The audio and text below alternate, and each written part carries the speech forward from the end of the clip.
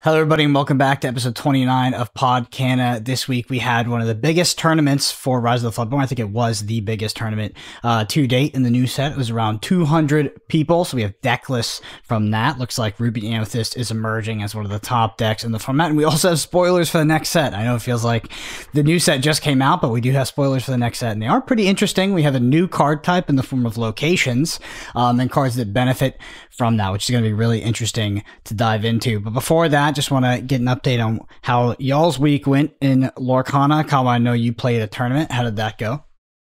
It was really fun. It was supposed to be like a 50-player tournament. Turns out only half that amount actually showed up. So about 25 people. But it was a lot of fun. It was 5 rounds of Swiss. I came top 4 in the end. And I mean, the best thing about it was I just, 5 of us came up from the south of Ireland to the north of Ireland. Really long drive, just talked Lorcana all weekend. So yeah, it was an absolute blast. And the decks that I saw were really interesting as well. Obviously a lot of Amber Steel, fair amount of Ruby Amethyst as well. I think there was 5 Amber Steel on the top 8 and then 3 Ruby Amethyst as well. And obviously different techs in different players' decks. So yeah, overall it was an absolute blast. What about yourself, Moyen? I've just been enjoying Pixelborn Ladder, seeing the meta evolve. Got to try some of the flute, which I'm very happy about. Had a good time. Awesome. Yeah, interested to hear how that flute went. But first, Kawa, what deck did you play at that tournament? Yeah, so I played Amber Steel. I decided to play Amber Steel, and I was building the deck. And of course, hearing Moyen talk about the flute last week, I was like, I have to humor him. I have to try it out. And I'm happy to report the card did pretty well. I don't know about running more than one of it in the deck, because I cut one of my lanterns to run it, and having 2 lanterns is great. Having 3 lanterns is probably really good, but having the flute in there instead was still pretty decent. I'm pretty sure it won me at least 1 or 2 games where without the flute I would have been on maybe 17 or 18 lore, and it actually got me there.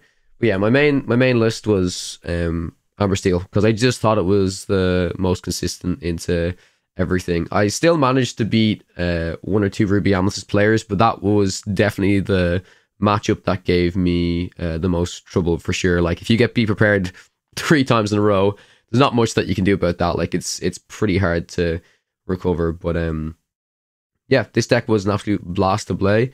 I actually run, well, I say I run, Moyen suggested to me to cut the Cinderellas, the big Cinderellas in particular, and I have to say I did not miss it.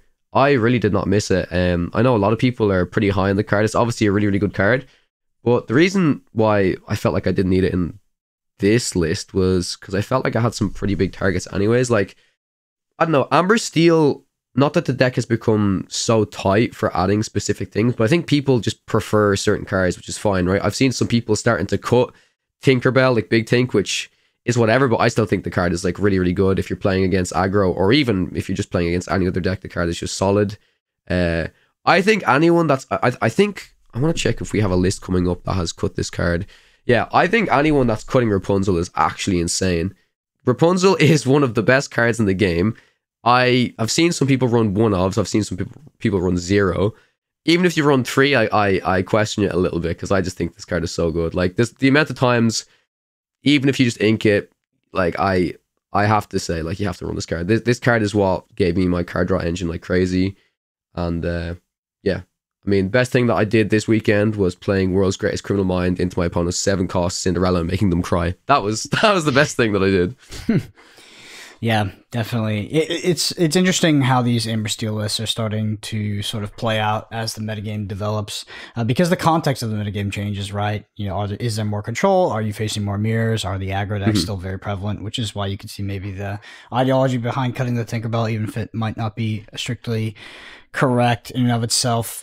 Post playing that tournament, if you were going to play a tournament next weekend and say it was big stakes, would you replay the same deck?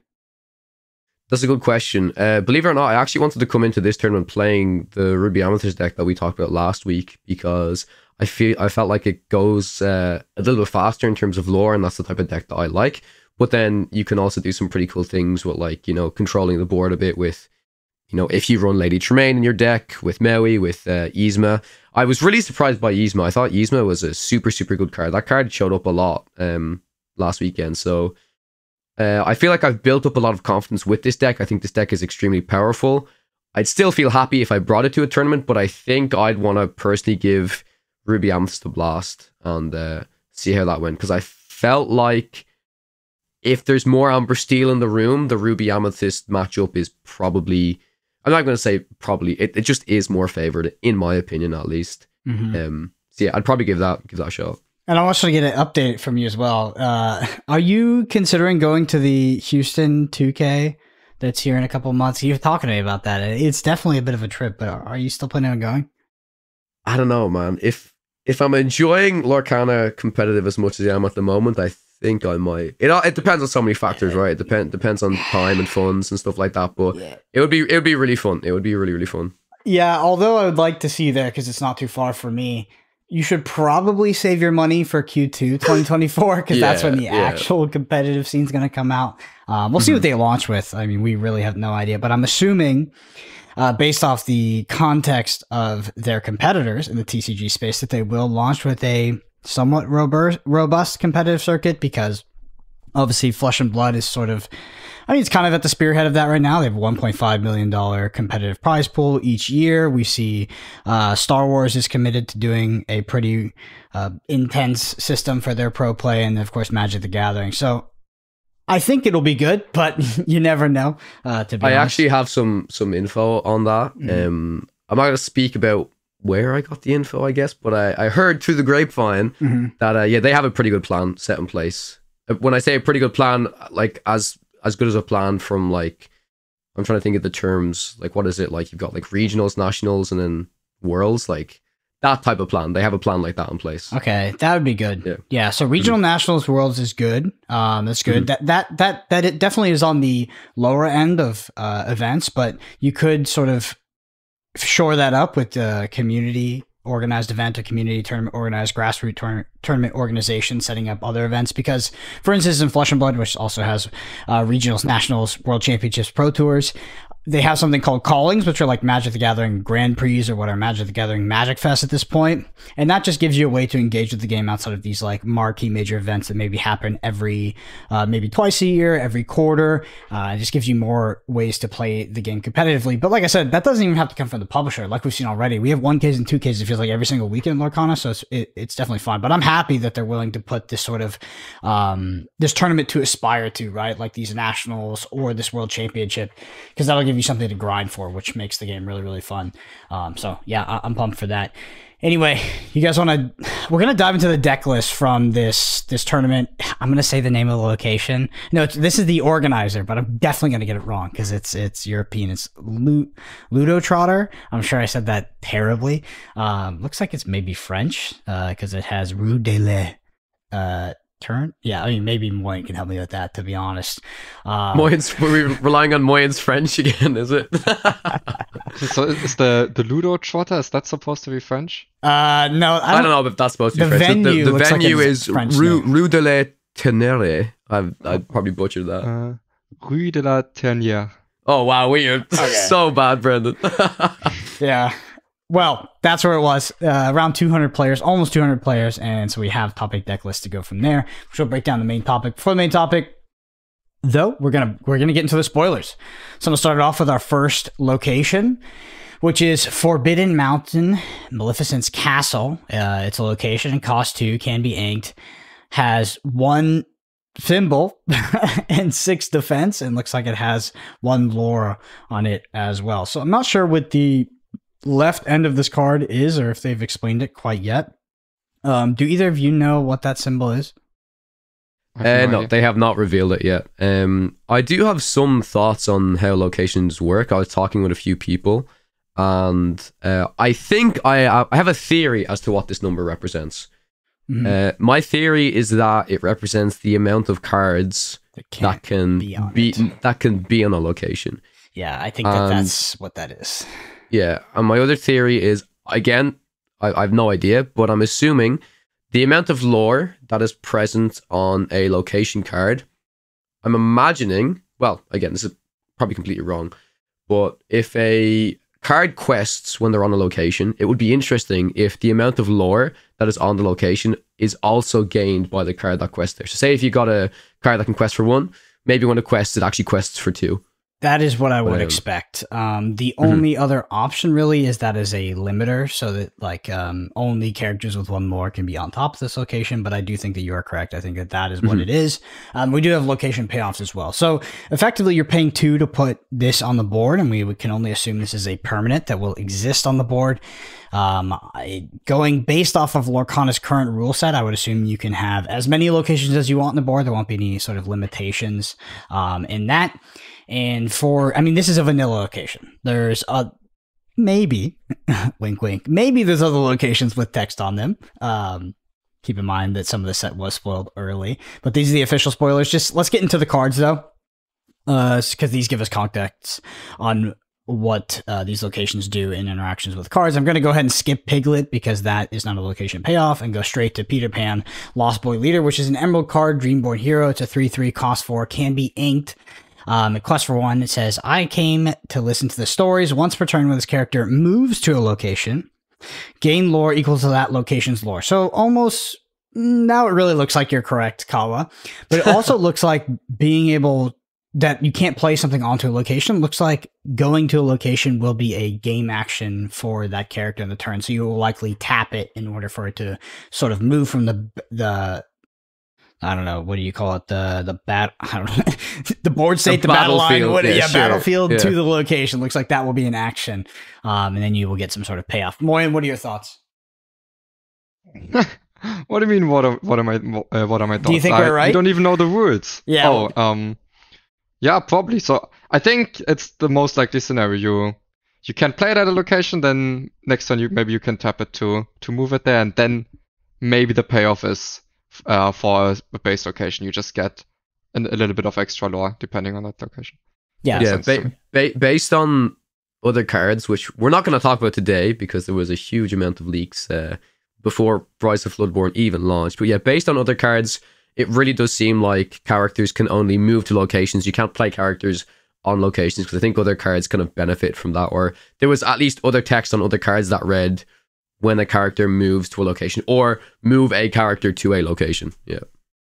Yeah, that's really, it's a cool concept. Not a concept I've seen in games that I played quite yet. I think Magic might have like a version of this. I mean, Magic has a million keywords and ways to interact with the game at this point because it's almost 30 years old. But yeah, that's super interesting because you basically, I mean, you pay 2 to put this thing on the battlefield that does effectively nothing, and then you have to interact with it for the rest of the game. I assume that these will be very hard to, well, actually, they can't be too hard to interact with because it looks like they have a defensive value. So in order for your opponent to clear this, looks like they just need to lose tempo.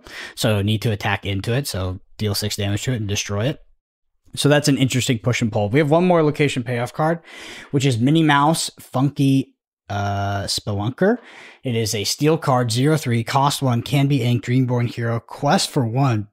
And says when this character is out of location, she gets +2 attack. So yeah, I mean, interesting card. So you, effectively a 1 cost 2/3, but doesn't turn on for a turn after you play it because you're going to have to tap it to put it to that location. But I don't know, this card actually seems if that's how it works. Yeah, well, I do think that's how it works because this card would be ridiculous if you just play, if you have a location and then for one you just play this and suddenly it's a 1 cost 2/3. That seems ridiculous. Yeah. A 1 cost 2/3 that probably quests for like at least 2. Yeah, at least 2. Yeah, that's ridiculous. Yeah, but even with this having to move, if it works the way we think it does, I think that still seems pretty good, even if it's a little bit slow to get going. Yeah, it still does seem quite powerful, to be honest. Even under the context of the rules that we laid out, which are absolutely not set in stone, this card does seem quite powerful at 1. The other card is definitely less exciting, but this one would have me pretty interested. Anyway, we're not going to dive too deep into the locations and the spoilers because I'm sure we're going to be getting more over the next couple months. And frankly, we just don't know the rules. But that is our speculation so far. It's exciting. I mean, locations are not what I would have expected for the 3rd set of Lorcana. I probably would have expected more keywords like on the cards themselves, you know, expanding into some of the things that Magic does in terms of card interactions. But locations feel very fresh and they're going to be an interesting dynamic in which to play the game. So I am excited. Anyway, did we talk about Piglet? No. No, I skipped over Piglet because it wasn't a location payoff, but we can go back to it here, which is it's Piglet. Is that Pooh? Yeah, Pooh Pirate Captain. Interesting play on words there. It is That's getting clipped out of context. Yeah. Oh my God. It is an amber card. It's a 2/2, cost 2, can be inked. Dreamborn Hero, Pirate Captain. Quest for 1 says, and I'm the captain. When you have 2 or more characters in play, this gets +2 lore. So this is more, this is more support for aggressive decks, for swarm decks. I mean, this seems pretty freaking powerful, to be honest.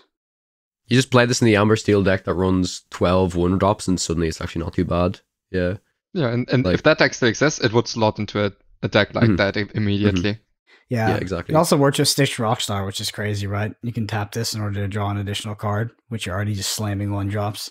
I mean, all of these cards, I mean, Peter Pan is the only one that has me a bit unimpressed. That being said, maybe you can bounce things around to location like all the time. It's a relatively easy thing to do, but ultimately Piglet and Minnie Mouse have me the most excited here. And I think they showed us off 2 powerful cards as well. All right. Well, for sure. On to our spilled ink section, which is our listener question section. If you want to get your question read out or statement read out next week's pod, just shoot us a comment on YouTube and we'll get it queued up. First one is from Crisis Crusher. This is going to be a bit of a long one, but I'm going to read it out because it was our most upvoted comment.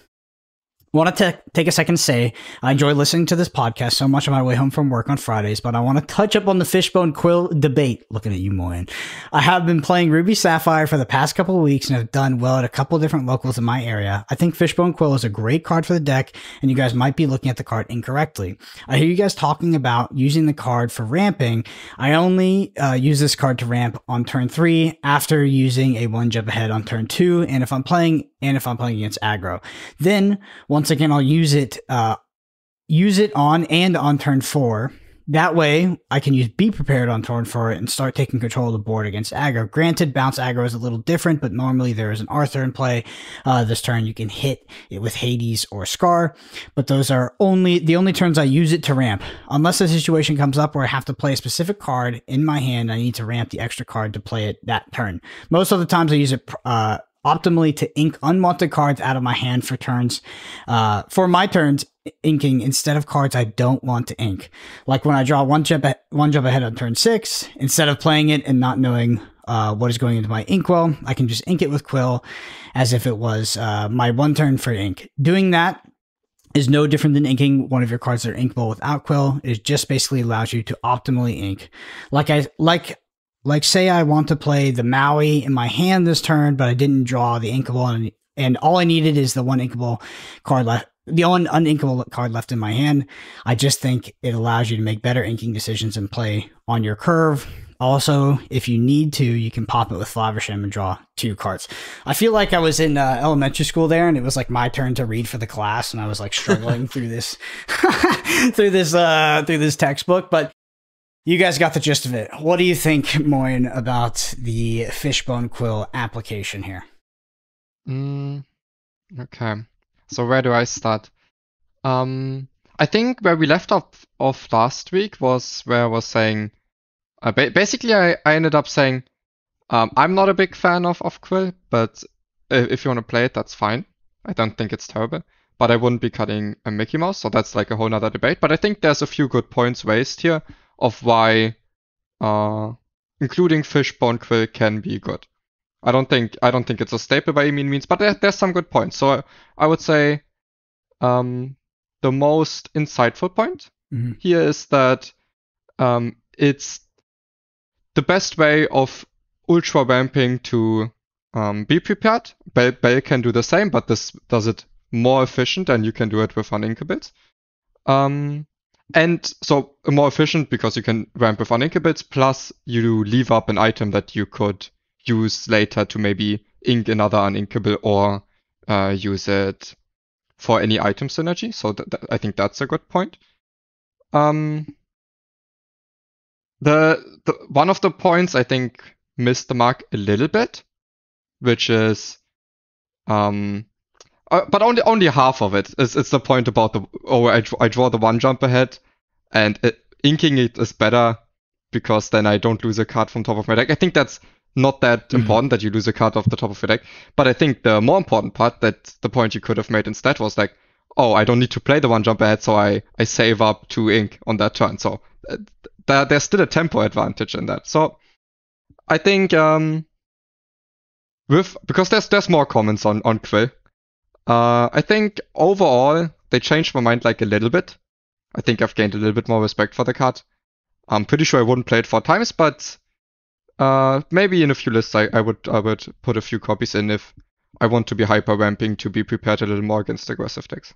Yep, and I will echo you in saying that the insight on being able to cast Be Prepared on turn 4 was not something that I had considered, so that could be very powerful if you're in an aggro-dominated meta. And there is another concept I want to touch on here, is the idea of avoiding inking an unknown card off the top of the deck, which is an interesting concept in card games. It's not as relevant in this specific example, but I have encountered it in person while playing, people talking about the downside of inking the top card of your deck, potentially inking a very important card. And it's like, is that actually a downside? And the concept behind it is that the downside of inking the top card, if you hit something that's really important, maybe the last card that's needed for your combo in your deck, and you effectively lose the game when you ink it, or something along that scenario, right? Is that it's very, very minuscule, if not 0, because the top card of your deck is both equally likely and equally unlikely to be the card that you need, unless you have stacked the deck in some sort of way. Of course, you can be at a smaller deck count where you are playing the odds of the card being some sort of card that is important or not important, but ultimately the top card of your deck is both, yes, equally the card you want and equally the card you don't want. So the information of the top card of the deck is much smaller. And information like that in general is less important than I think a lot of people give credence to. Yeah. So basically, because this comes up in like any card game I play, is that like people think that this kind of thing would be relevant, but I think basically every pan out where you don't see every card in your deck, losing a card of your deck doesn't matter. If you don't see your entire deck, if someone like stole a card out of your deck randomly, that wouldn't change anything. And then there is the information part, but that, as you said, doesn't matter that often. Plus, in a lot of these things, there is no information, right? If you play one jump hand, you don't see the card. You just put it as an ink without knowing what card that is. Because you could even say it's like, let's say your opponent milled top 3 cards of your deck, they go into discard pile or something. I don't know. Just in general card game fundamentals. If you're not going through your entire deck, that could be, so there's some upside and downside in that, right? Because your opponent knows you don't have these cards, but you also know that you're more likely to draw different cards. So in general, using cards of your deck if you don't go through your deck doesn't matter. Okay? Yeah. I feel like I'm repeating myself, but this is very, very important, and it's something people seem to not grasp all that often. Yeah, it does come up in every single card game, and I remember I encountered it when I first played Magic Constructor for the first time on Arena, and I was facing a Turbo Fog or like kind of like mill deck, and I remember I was getting really frustrated because I would see my key cards to win the matchup be milled out of my deck, and it would feel really bad. But like you said, as often as that happens, it is equally as often that they mill the bad cards out of your deck and draw you into your good cards, unless you see the full extent of your deck. So it's like, I think just when people approach these situations for the first time where they're presented with information like that, which is largely irrelevant, it does lead you to some sort of like kind of a fallacy, and you get this feels bad moment. You're like, well, could I have avoided that? Where it doesn't really matter if you avoided it, because it is both equally and unequally likely to get you to your bad or good cards. It's an interesting concept. I mean, it comes up in Marvel Snap, in Lorcana, in Flesh and Blood, in Magic the Gathering. Every game. Yes. Also, same application is, Ariel is not a bad card because some of the time it puts a good card on the bottom of your deck. It does not matter. Yep. I mean, and again, you will encounter situations where maybe this is more of a chapter 1 thing, but in chapter 1, let's say you're playing against your opponent, they're in Ruby Amethyst, they've run out of cards, but they do have a Magic Mirror on the board. And the Magic Mirror is the only way that they can draw themselves out of this game. And you play your Ariel and you see your beast, and it's the last beast in your deck, and now you know you're doomed, and you can never destroy the mirror, and they're going to potentially draw it. It's like you actually didn't lose any equity in that scenario. So yeah, it's a funny concept in card games. Anyway, On to the next one. This is from Evil Magnitude. They say Amethyst feels kind of unstoppable right now with how crazy the Amethyst bounce package is. Hope the meta is able to adjust or the future sets bring more counterplay. The same package is a key part of both the best aggro deck and the best control deck so far. Feels a little unhealthy. Just look at how many deck lists for this episode feature Amethyst. I will say that this podcast does have a little bit of an affinity towards Amethyst, so it could be a bit of a bias towards that in terms of deck lists that are featured in the podcast. But I do agree the bounce package in and of itself is multifunctional in the terms that it's good for the aggro deck, the mid-range deck, and the control deck. It's just very, very powerful in and of itself. I agree. Yeah, I think that the Evil Magnitude said it perfectly. I don't know if it's unhealthy. I think it's cool that you can use it in a variety of decks personally. It makes it powerful, but I feel like Amethyst was always powerful, right? Like with its draw capability, obviously you can still draw a lot now, but switching it up from just the draw, like having this kind of lore gain. But this lore gain doesn't just come from Amethyst, right? Like, I mean, we're going to be talking about the flute in a little bit. Obviously, the flute is not nearly as powerful as some of these Amethyst cards, but you can definitely do some stuff with it. Yeah, I mean, I do agree. If you ask me right now, what do I think from set 2, what was the most powerful color that came out of it, or the most powerful combination or archetype? I would say the bounce Amethyst stuff right now. Interesting. So there's one thing you said there that I wanna dig into a little bit more. You said that you said that Amethyst, is and has been really powerful. I would ask you what color in Lorcana or what ink is not powerful. Which one do you see as not powerful? Or are they all powerful? There's one. Well, okay. When you say that, it kind of just probably comes down to preference. So some people are gonna get offended, right? Because they're saying like, but it's exactly what you said. It's because like this podcast just has an affinity for Amethyst decks, right? It's like when I say powerful, that's actually, it is the wrong word. In my opinion, I feel like this is stronger. But I feel like a lot of people think that this Amethyst combo and this Amethyst package is really strong at the moment. Like for example, so far from what we've seen in the meta, and I want to be proven wrong, I think Emerald has been quite lackluster for me, right? We looked at all of these Emerald discard cards previously, and we thought it was going to be absolutely insane. Brendan and Moyen were sweating, saying that Ruby Amethyst hopes and dreams are going out the window. And I want to see the Emerald discard package do pretty well. I mean, like if we come back to a heavy control meta, I think a discard deck will rise up because I feel like that's just going to do quite well against control. But overall, I agree with what Magnitude's saying. I think it is very powerful. I want to ask you guys a question. Do you think it's unhealthy to have an ink or a color that is this powerful in so many decks, or do you think it's a benefit? So we can just look at, I mean, let's just take the 200 player tournament. As it's a small sample size, but let's look at it.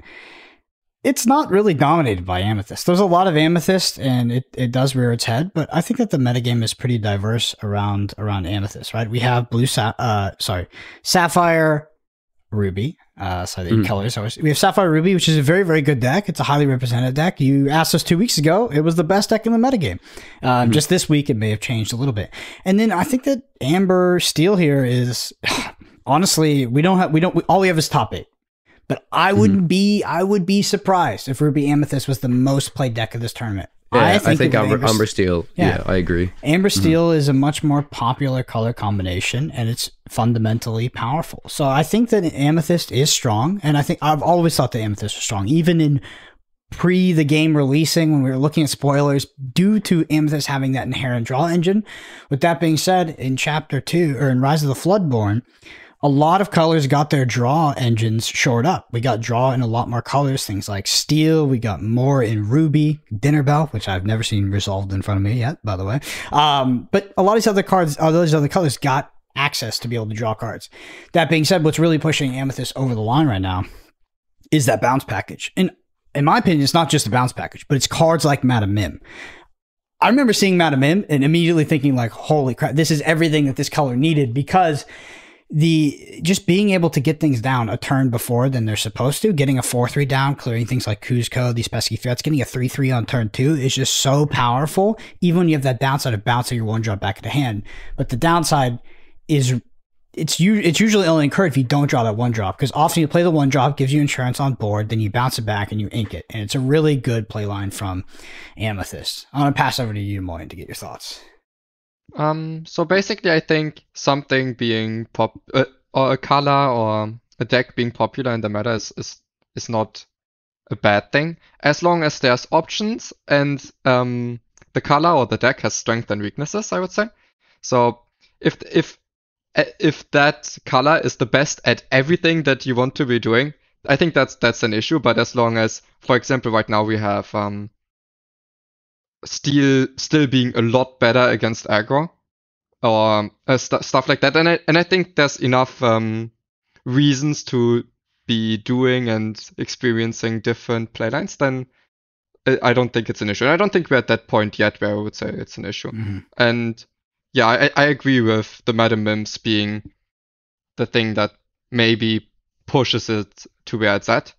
And I think it might be the 2-cost Meta Mim more than it is the 3-cost. I think right, it was very easy to see that the 3-cost mem is good, but the 2-cost mem being good is very much down to how this game works. I think it's just the reason why the 2-cost mem is so good is basically because of the resource system. Yeah, so in other games, you wouldn't really want to be sacrificing your turn 1 tempo just to have a little bit above average tempo on turn 2. If you can draw the parallels to any other card game you've played. But in this game, it's so different because your turn 2 play now is contesting every turn 2 play that they could have and more. And you don't have the turn 1 card you bounce back to your hand isn't like a bad card for the rest of the game that you don't want to be playing anymore. You can just ink that and keep playing cards for their specific turn. So I think that's the big reason why Meta Mim is so much better than a card like this would be in a different card game. Yeah, I think that was well said.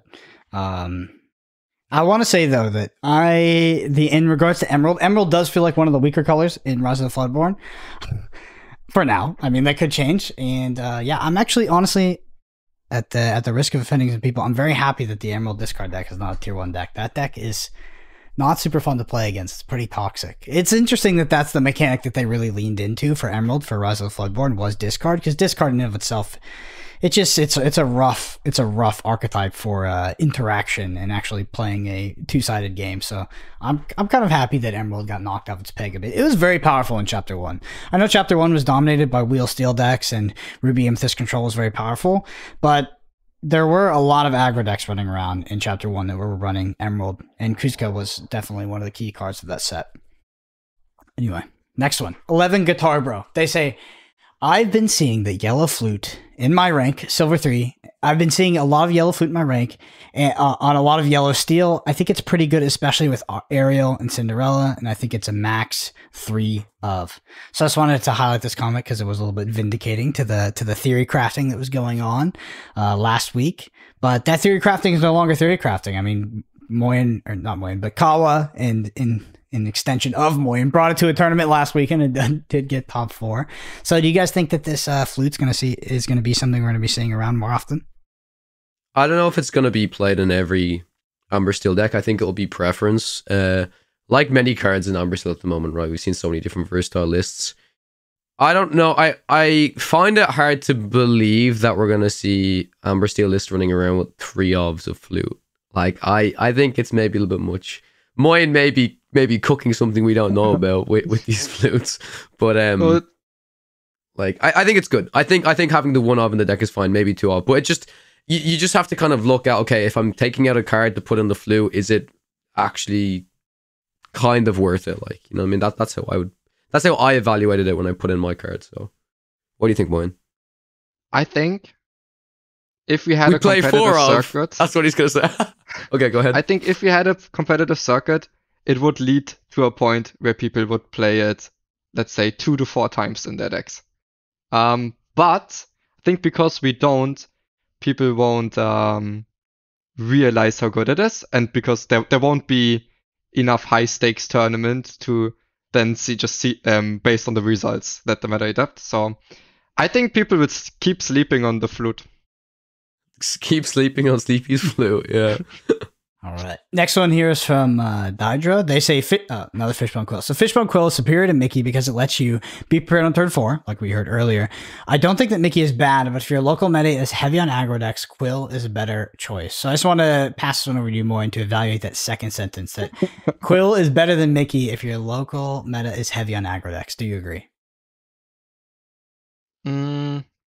Okay, so the first sentence, I know you wanted me to talk about second sentence, but first sentence almost triggered me because it just said it's superior to Mickey. When the reality is Mickey has upsides and Quill has upsides, right? It depends on the situation. Sometimes one's better, sometimes there's reasons for both, right? So even against aggro, against hyper aggro, I can see Quill helping more. So what it does do better is ramp you to an early be prepared that can shut down the aggression for now. What Mickey Mouse is doing better is maybe if they had a little bit of a slow start, it can allow you to not have to be prepared because you have an extra 1/3 on the board that helps you to trade an extra 1/1 after you cleared their bodyguard with something else. So Mickey Mouse, especially Mickey into Maui after having a turn 1 and a turn, or like having something early, can also help a lot. So I don't know. I think I don't know why we need to be comparing Quill to Mickey Mouse. Basically, I think if you want to play Quill, that's they're fine. different cards, right? Like they do different things. Yeah. Yeah, and you could play both, right? They both accelerate your ink, but I think both cards are very good. I think Mickey Mouse is a bit more baseline good, while Quill is a bit more situationally good against just for hyper ramping. Be prepared. All right, next one here is from the Fallen Monk. They say, what do you think of Shere Khan in a Ruby Amethyst deck? I know Shere Khan was a card that we experimented with a lot, sort of week 1. What are your thoughts about it fitting into the Ruby Amethyst deck now? Should I go? Yeah. Yeah, go ahead. Yeah, go for it. Yeah, so we experimented right from the start with it, and I think it has potential, but it can't live out that potential right now because current meta is not about fighting about board that much.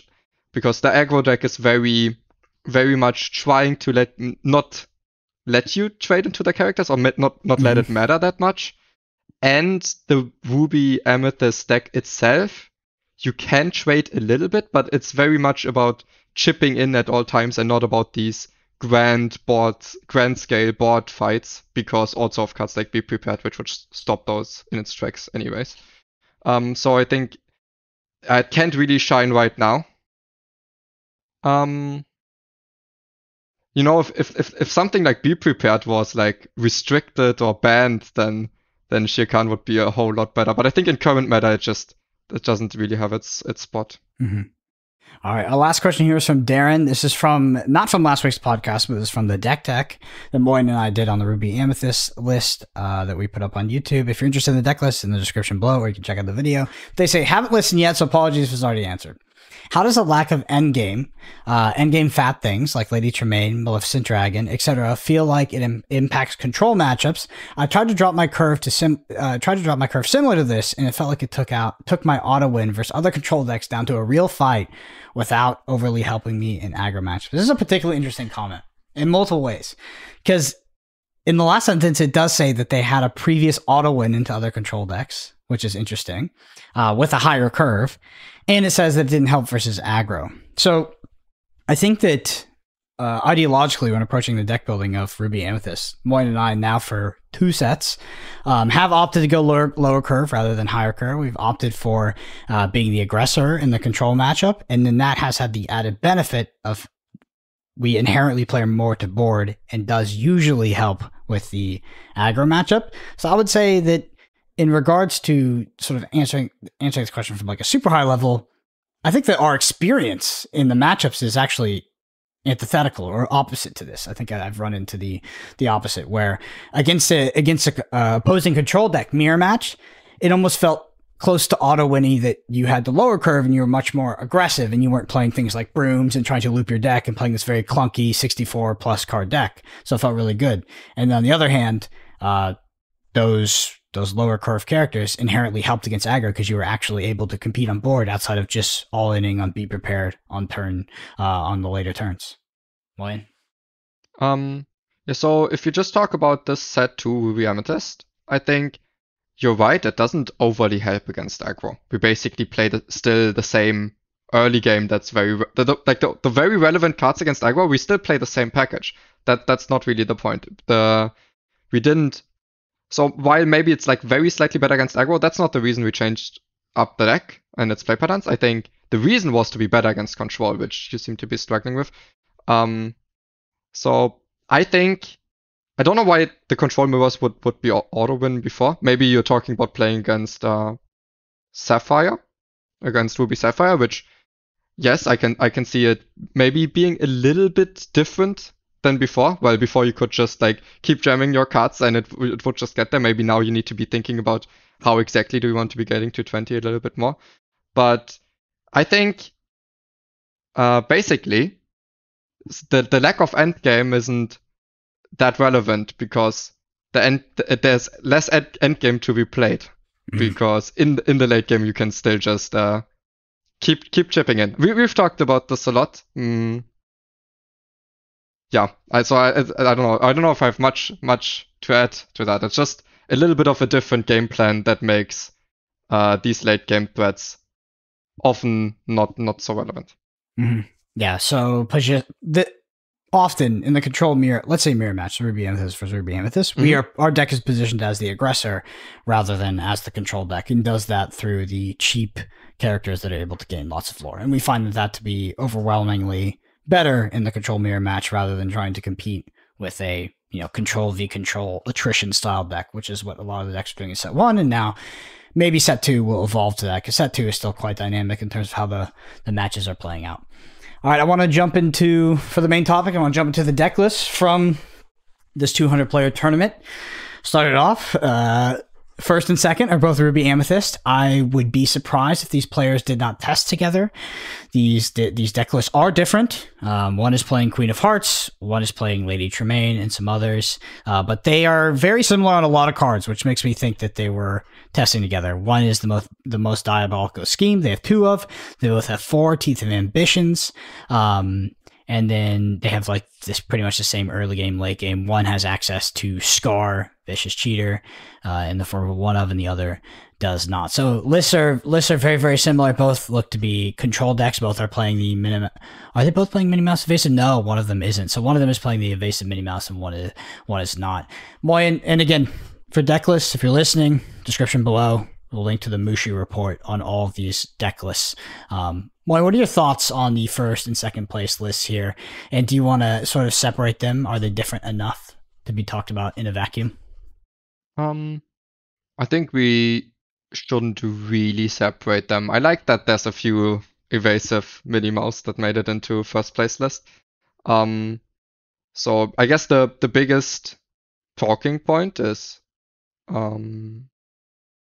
basically that they don't play Pascals, which I think is a fine decision to make. Pascals can be a little bit better in mid-game control mirrors where they can quest for a little bit longer, but at the same time, they are a lot worse against Steel late game because they immediately die to AoE and from Tinkerbell and Grab Your Sword, which Minnie Mouse and Olaf don't. And also the big reason why we see Minnie Mouse and Olaf in these lists and not Pascal is the Teeth and Ambitions package. So they were trying to tag for aggro a little bit. One added Lady Tremaine on top of that, the 2 cost that takes away 1 lore. The other one adding Queen of Hearts to rush into early Lilos and Maleficents. I think overall, very good lists. I mean, of course, you know how I would play the deck, right? I don't need to just say, oh, change that, and then it's my list. I think both of these lists are very good, and yeah, I'm not surprised to see them perform so well. I think the key difference is the heavy top end, right? So we do see 4 Lady Tremaine and 4 Maleficent Dragon in both of them, and then they have sort of 2 or 3 Yzmas across the 2. So it does look like they have leaned more into that top end rather into the early game. So potentially think that their early game is strong enough in order to combat some of the aggressive decks and then have leaned more into the traditional control. It's really interesting, though, in terms of the aggregate of Ruby Amethyst. The items of Ruby Amethyst, the Sorceress Spellbook, not Sorceress Spellbook, sorry, the Magic Mirror and the Cauldron have pretty much evaporated from every single list because the draw engine, I guess, is so powerful via these Merlins, or the 4-cost Merlin and Friends of the Other Side. I guess you just don't need anymore. And both players are playing 2 Sorceress Spellbooks. So do you think that's the future of Ruby Amethyst? Do you think that Ruby Amethyst, like the days of the Magic Mirror and the Cauldron, are gone? And is that a result of Benja as well? Oh, I think it has literally nothing to do with Benja. Mm-hmm. I think it's just it doesn't need to rely on Magic Mirror for card draw anymore because it's so good at being able to spend resources for a long time efficiently without needing to spend all that ink on Magic Mirror. So I think, I mean, Benja doesn't even see that much play currently. I think it has really nothing to do with it. I guess the other big differences would be they play a lot less Scar than we like to play. And I don't really get the most diabolical scheme. I think it might be my first instinct. Maybe it's them trying to be like a little more fancy than they need to be. Yes, you can like sacrifice. Wait, what are even the villains that you can sacrifice? There's small cards like you know, like the Maleficent, Madame Mim, Queen of Hearts, Lady Tremaine. Those are like the small end stuff. If they test it together, it makes me think it's actually mirror tech, so that they're sacrificing their Maleficents and or their 3-cost Maleficents to hit their opponent's 9 costs. Like maybe they just cooked a little bit in the mirror.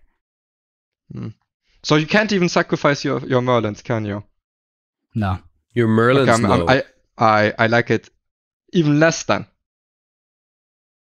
Yeah, it's an interesting inclusion that I wasn't expecting, to be honest. But I do wonder if they tested together if it is like some mirror tech where they were so good at the deck or they just cooked a little bit too much in testing, so they added the card, or maybe they felt so confident that they would meet in the finals and they would need this niche tech card in order to beat their opponent.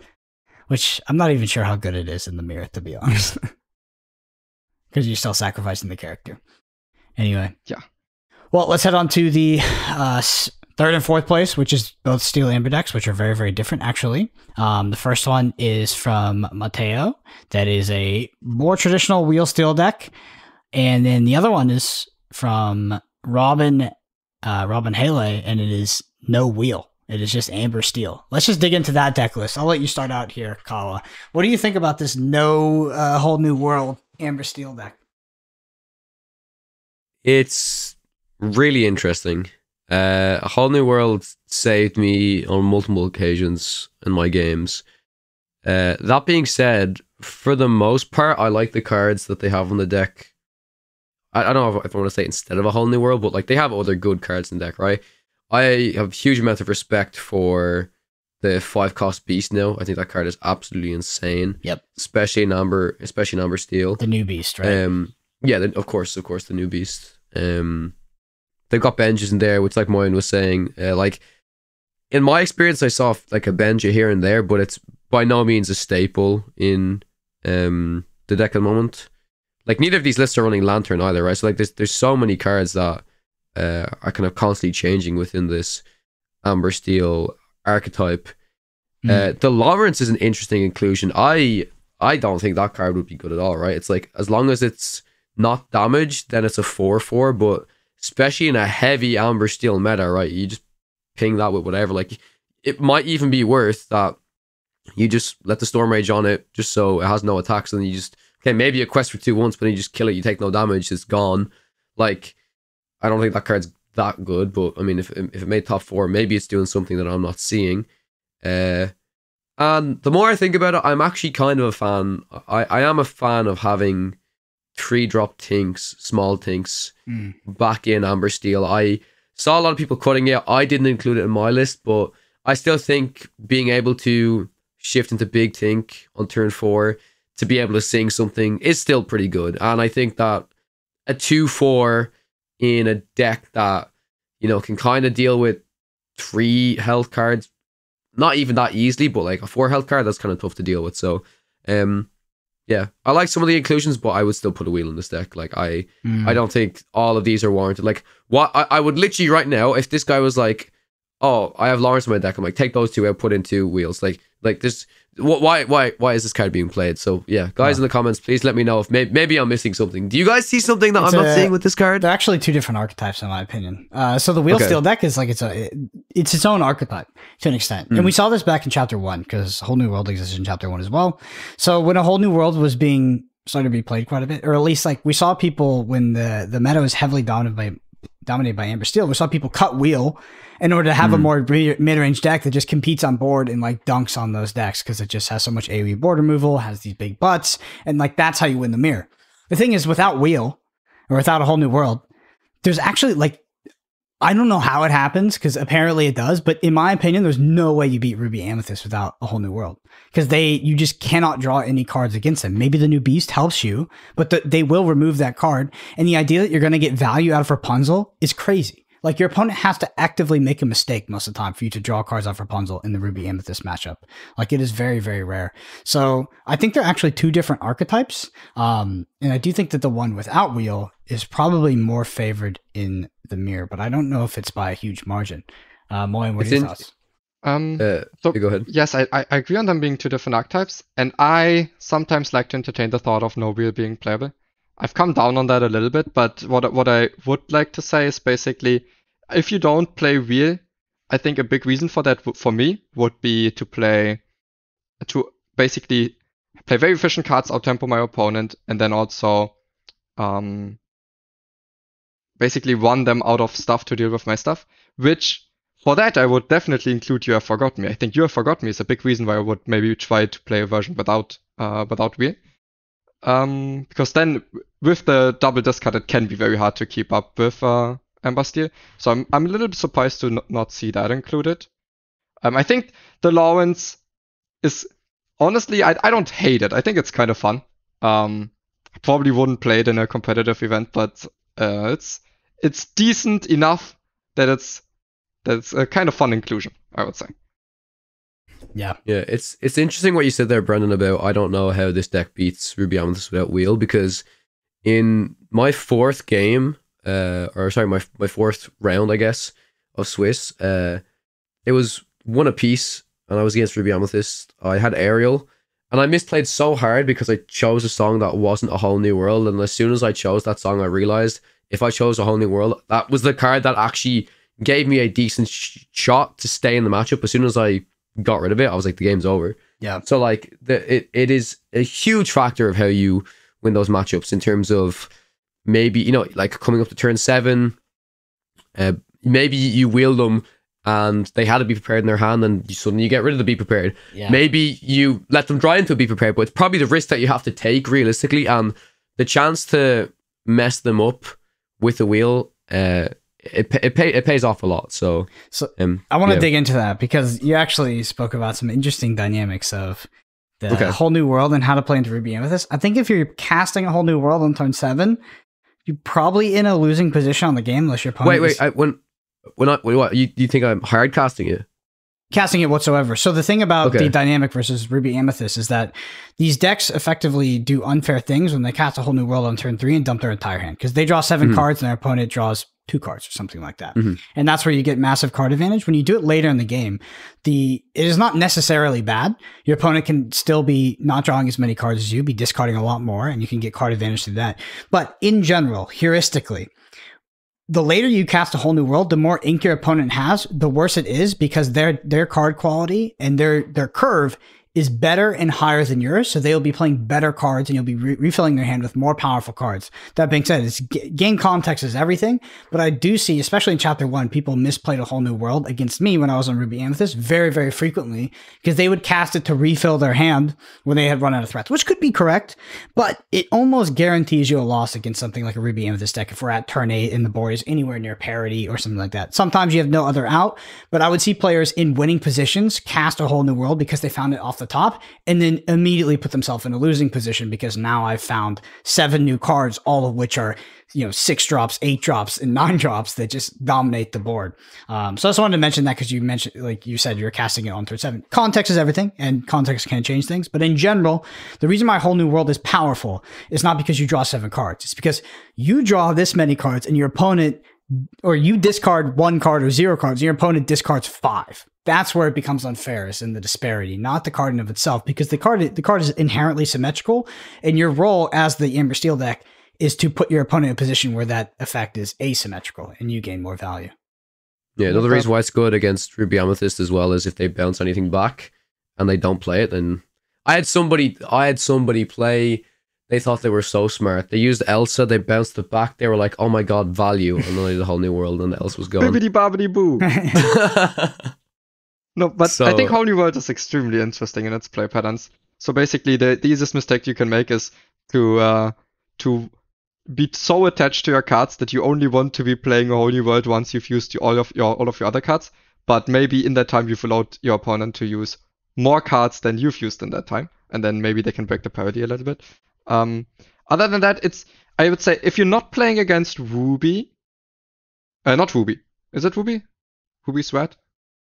Yes, Ruby's red. Okay. Yeah. So if you're not playing against Ruby, sometimes it can not matter how many cards your opponent has, because if you can sing a Whole New World with enough ink and then just flood all the small creatures on the board and they don't have a way to deal with it because they don't have any AoE, maybe that's because their colors don't have access to that, then it can be very fine. No matter how many cards your opponent has, they won't be able to deal with it. Against Ruby, I would say a lot of the time, I actually think, or at least a decent amount of the time, I think it's correct to hard cast a Whole New World later in the game instead of singing it, because you want to be gaining the lore and then play Whole New World, because you don't need all that ink to force them to be prepared anyway. So you can actually play it, just play 1 or 2 threats. It's enough so that they're in a bad, either they have to be prepared, or if they don't, they're kind of in a bad spot.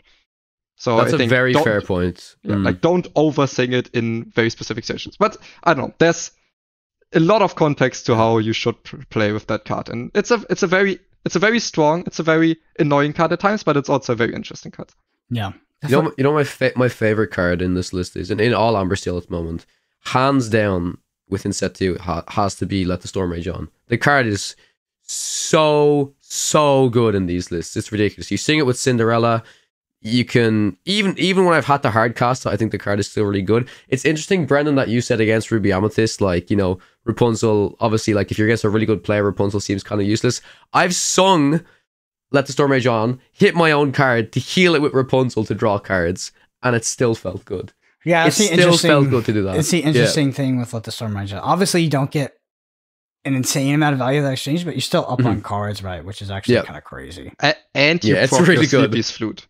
And I'm procking Sleepy's Flute. Yeah. There you go. Yeah, so people used to do that in they used to do something similar to that they would smash their own card in order to draw off of it, but you would barely be getting. That seems way worse, right? Because at least you could sing this, so you're not spending the cost. Yeah. Also, Let's Storm Rage On also replaces itself, which is why this card is so powerful. I mean, yeah. It's kind of funny looking at the set reviews nowadays, because we were definitely quite correct on a lot of cards, and a lot of the ones we got flack for aren't being played now, like Dinner Bell and Bippity Boppity Boo. Let's talk about the rest of the top 8. So it was 2 more Ruby Amethyst decks, both oriented in terms of control. We won't go through the list; they're relatively similar, but there are some changes. So if you're interested in a different way to play Ruby Amethyst, check it out. One of these people is playing Peter Pan Shadow, which is what. That card is very, very good against evasives and would probably be quite good against Moyen and I's deck. I don't know about the 2 of because it is uninkable, but if we were more into evasives, this is an absolute evasive hoser. It is so good against other evasive characters. So that's interesting. And then there's one other deck list that made it into top 8. One other archetype, which is unsurprisingly Sapphire Ruby, and it is the Sapphire Ruby item deck. So I say unsurprisingly, but this deck has really fallen off, at least in terms of representation. I mean, this is a single sample size of a tournament, but the top 8. I mean, this deck a couple weeks ago was the absolute deck, And now it feels like Ruby Amethyst is taking that slot on the podium. Once again, once again, I remember being so scared looking at Chapter 2 thinking that Ruby Amethyst is going to go away. And here it is. Here it is. So, yeah, good times. Good times to be a Lorcana player. You're going to say something? Also another card we got flagged for was World's Greatest Villain. I mean, in the 2 lists we see top 8, which is, I mean, that's just anecdotes, but there's 2 of them. To be fair, I think the Criminal Mind, is it? Yeah. The World's Greatest Criminal Mind. Yeah, this card's so good. I love it. Yes, it is, but so basically the review that we got flagged for was basically saying this is a good card in decks. It is okay or like pretty good in decks with Ariel, and it's really good in decks with Ariel that also play the Shift Queen. And I think that's basically where we're at right now. If you don't play the Queen, which people are playing, but if you wouldn't play the Queen, people wouldn't be playing Quibblemite, or only a few. But together with Ariel and the Queen, it is a good card. It's Without a good those, card. it wouldn't see play. Yeah. Yep. I opened a foiled dinner bell last night. The other night, I got 2 starter decks from Target MSRP, so first time ever. I remember I pulled a dinner bell and I handed it to my girlfriend who doesn't play very many TCGs, but has played a little bit. I was like, "What do you think of this card?" She was like, "This card is shit." I was like, "Yes, maybe it's playable at some point because there's the new Lady Tremaine, but ultimately it's like that's a 4 cost on Inkable, and then you have to pay to activate it. It's like, oh my goodness, yeah." And Kawa, you were talking about people were resolving Bibbidi Boppity Boo on you last weekend. Yeah, there was, I say people, one person. Yes. One dude was playing a purple-green deck, which was definitely interesting. The concept that he had going was pretty cool. It actually ran Lucifer and stuff, and it gave me a bit of a hard time for at least one game. But yeah, basically I played against this person, and before he even played Bibbidi Bobbidi Boo, he was like, "Just before you call over a judge, the card actually does work like this." And I'm like, I know. But yeah, it didn't do anything too crazy. Like it was fine. It didn't do anything near as crazy as what people were talking about when we first mentioned the card. When people were saying the card is absolutely insane. You know, it might be broken in the future. Like there are tons of cards that we rated lowly because we rated them outside of context, which is what our rates were. But you know, in the right context, Bibbidi Bobbidi Boo could be broken because if you can cast Bibbidi Bobbidi Boo and immediately win the game, it's a good card. But you need other cards to do that. In and of itself, it is it's not super great. All right. Well, that concludes this week. I did mention last week that we're going to do a giveaway for the Disney 100 collection, so like special collection of full art cards. It is currently in the mail. It finally got shipped. I bought it on TCG Player a couple of weeks ago, so it's finally been shipped. So we're going to push that to next week if it does get delivered. But in order to enter that, all you got to do is leave us a review on Apple Podcasts or Spotify. Keep in mind, it does maybe take like 1-2 days for your review to pop up. So get those in as soon as possible before we draw for that giveaway. And yeah, hopefully it'll be at my house soon. But yeah, anyway, leaving us a review is the number one thing you do to help us out. It's just great, and it helps us a lot with SEO and getting ranked there on pod platforms. There's a video version of this on YouTube, youtube.com/@Podcana podcast. Hit that subscribe right there. We are super close to 1,000 subscribers. I think it's like 970 or something like that. So definitely hit subscribe while you're there. Twitter's Brendan APG, Moyen _HS, and Kawa Tech _CG, not Kawa _CG. Thank you all so much for listening. We'll see you next week.